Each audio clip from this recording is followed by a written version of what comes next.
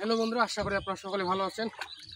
তো বন্ধুরা, আসলে কৃষকের কৃষিকাজ আর দেখেন এই যে কিন্তু গছি লাগাইছি বা গাছি বা ধানের চারা বলা যায় এক প্রকার, এগুলো লাগাবো। তো খুব দ্রুত লাগাইতে হয়, কারণ আকাশে ভীষণ রোদ থাকার কারণে ধানটা কিন্তু তাড়াতাড়ি লাগাইতে হবে বন্ধুরা।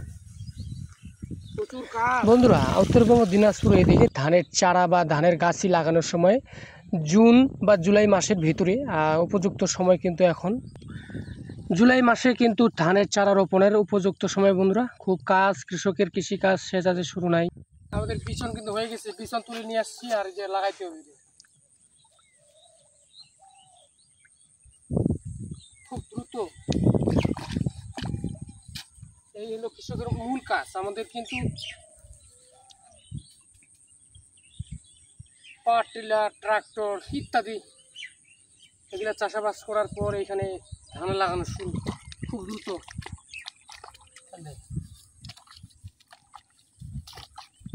খুব ঘন ঘন লাগাইতে হবে।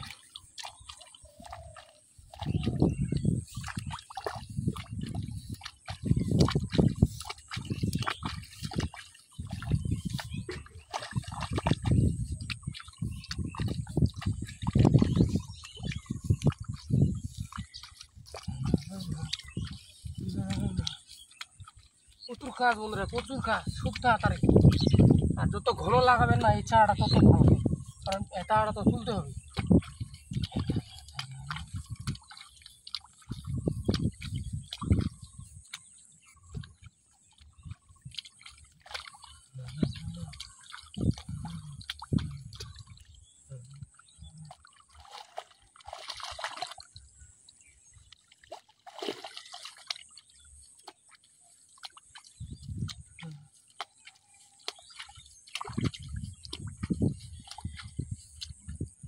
অনেক দ্রুত কাজ করা লাগে, মেশিনের মতো কাজ।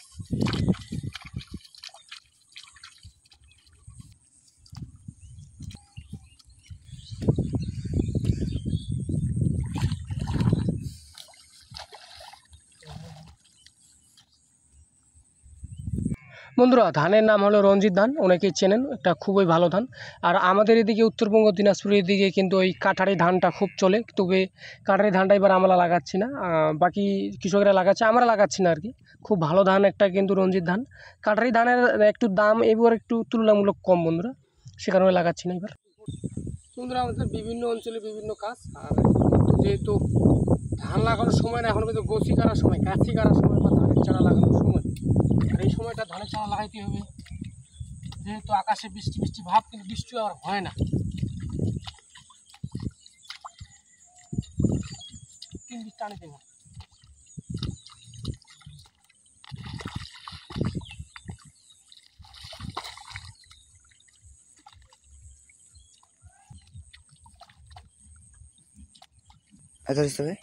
বানিয়ে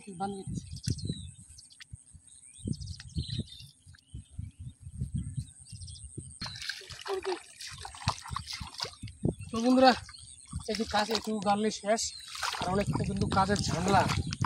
আর আমরা তো ডেইলি কৃষক মানুষ, কৃষকের কৃষিকাজ শেষ আছে, শুরু নাই। তো বন্ধুরা, সবাই ভালো থাকবেন, আর ভিডিওটি ভালো লাগলে লাইক শেয়ার করবেন।